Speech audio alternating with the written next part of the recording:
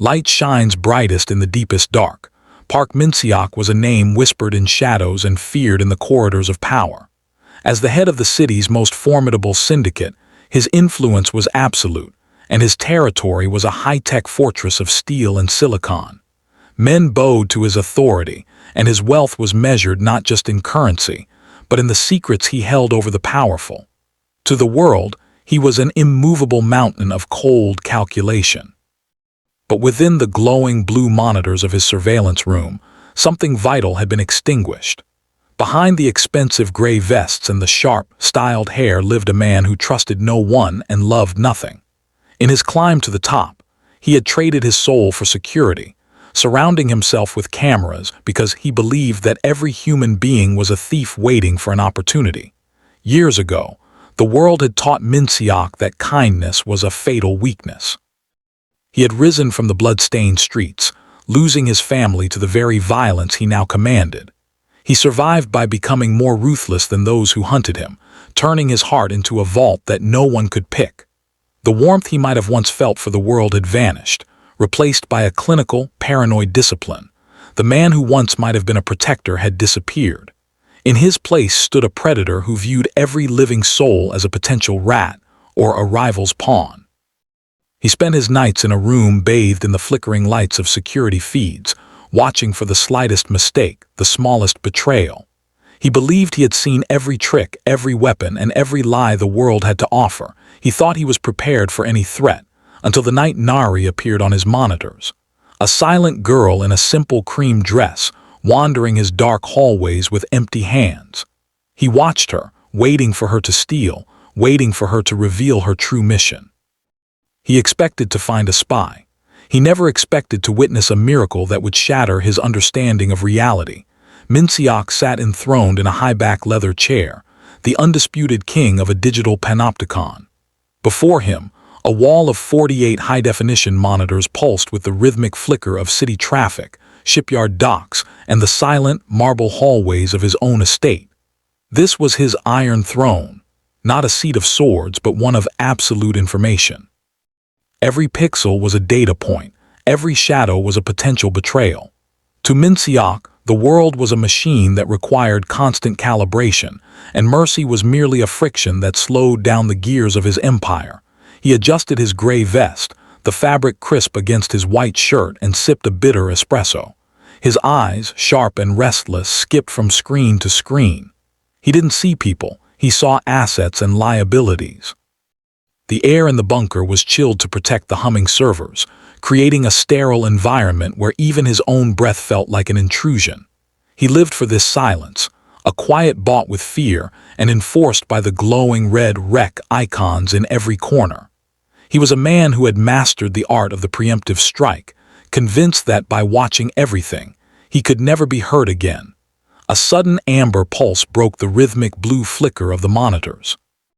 Min-Seok's hand froze over his desk, his eyes narrowing as a perimeter sensor on the estate's southern edge signaled a breach.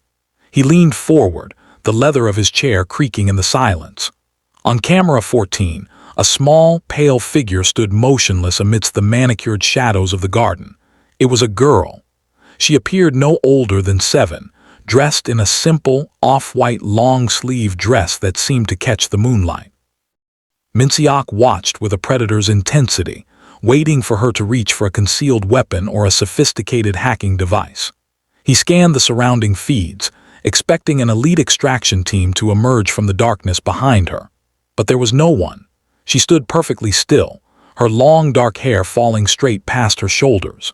Her face, captured in high-definition infrared, was hauntingly calm, devoid of the fear or desperation usually found in those who trespassed on his land. She carried nothing in her small, pale hands. In a world where everyone wanted something from him, she looked as though she belonged to another realm entirely. Min-Seok stood over the small girl in the sterile, dimly lit holding room, his presence a towering shadow cast by the harsh overhead lights. He paced with a measured, predatory grace, his leather shoes clicking sharply against the cold tile. "Who sent you?" he demanded, his voice a low, dangerous rasp that usually made grown men tremble. He leaned in, searching her eyes for the flicker of a lie, the telltale sign of a hidden earpiece or the nervous twitch of a professional thief. But Nari only looked up at him, her dark hair falling straight and still. Her expression remained a calm, neutral mask, almost emotionless in its purity. She didn't flinch at his proximity or blink at his threats. The silence in the room grew heavy, stretching into a tension that Min-Seok found increasingly unnerving. In his world, silence was a weapon, but hers felt like a shield. Frustrated by the lack of a tell, he straightened his vest and turned toward the reinforced door. If she wouldn't speak, her actions would. He barked an order to his head of security. "Keep the cameras on her every second.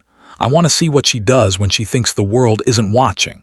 The clock in the surveillance bunker ticked toward 3:00 a.m., the hour when the world's secrets usually bled into the light.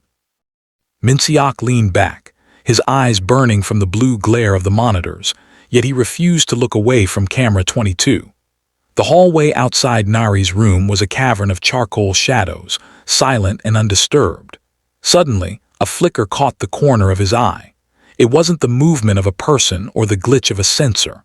A soft, golden luminescence began to seep from beneath Nari's door, spilling onto the cold marble floor like liquid honey. Min-Seok froze, his coffee forgotten as he adjusted the contrast on the high-tech display. The light didn't behave like a flashlight or a phone screen. It pulsed with a rhythmic, organic warmth that seemed to breathe. It grew stronger, casting long, dancing shadows against the walls, defying the sterile reality of his fortress. For the first time in his life, the man who knew everything found himself staring at a screen, unable to explain the glow that dared to haunt his darkness.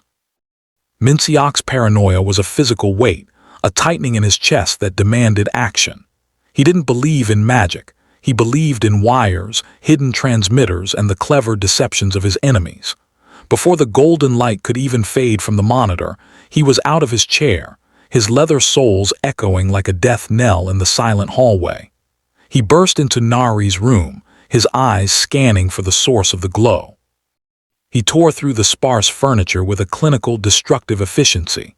He checked the seams of the mattress for tracking chips and ran a high-tech scanner over the walls, searching for hidden frequencies. But the device stayed silent. There was no wire, no signal, and no explanation. When he finally turned toward the girl, she stood motionless, her calm, neutral gaze following his frantic movements. All he found was the simple, off-white fabric of her dress, pale, unadorned, and devoid of any trickery. The man who lived by logic felt the first cracks in his foundation. Back in the cold blue haze of the control room, Min-Seok's breath hitched. On camera 4, Nari stood before a withered bonsai tree, a skeletal relic of his late mother that had refused to bloom for a decade. Her expression remained neutral, yet her small hands extended forward, palms upturned. Suddenly, the liquid gold light erupted, not from a hidden device, but from her skin. It was a warm, living radiance that defied every law of physics Min-Seok spent his life enforcing. As the light washed over the brittle gray branches, the impossible happened. Before his wide, disbelieving eyes, the dead wood surged with green vitality. Buds swelled and burst into delicate pink blossoms in a matter of seconds, their petals unfurling against the high-tech gloom of the hallway. Min-Seok's mouth hung slightly open, his hand trembling as he reached for the monitor's zoom. He wasn't looking at a thief or a spy. He was looking at a miracle that no amount of shadow could ever suppress. Min-Seok sank into his leather chair, the vibrant pink of the blooming bonsai on the screen mocking the sterile, blue-tinted darkness of his bunker. For a man who had built an empire on the predictability of greed and the finality of death, this display of life was a terrifying variable.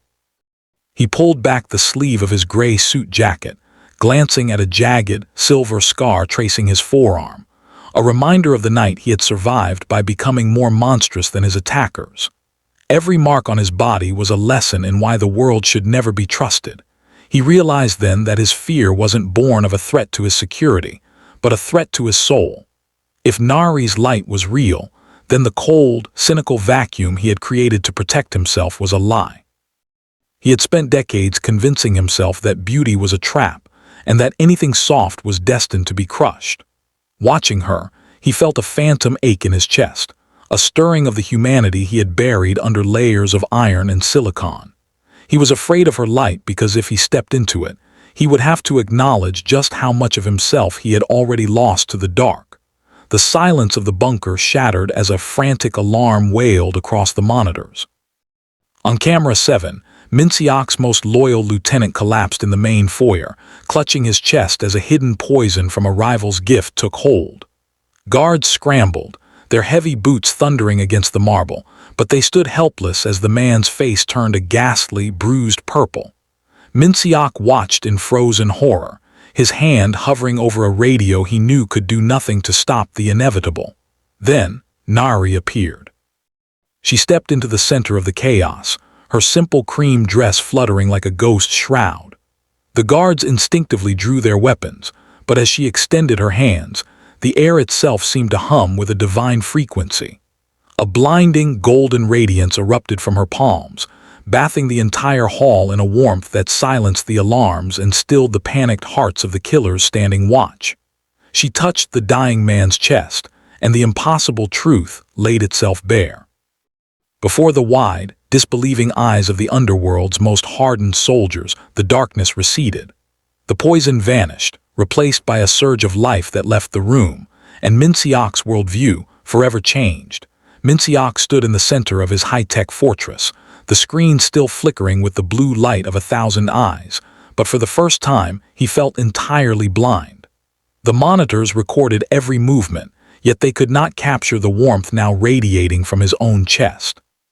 He looked at Nari, who stood amidst the stunned, silent guards, her hands no longer glowing but her presence still illuminating the room. Slowly, he reached out and clicked the master switch. One by one, the 48 monitors went black, plunging the surveillance bunker into a natural, honest darkness. He stripped off the heavy gray vest, a garment that had felt like armor but now only felt like a shroud. He didn't need the cameras to see his path anymore. Walking toward Nari, he took her small, pale hand in his own scarred palm.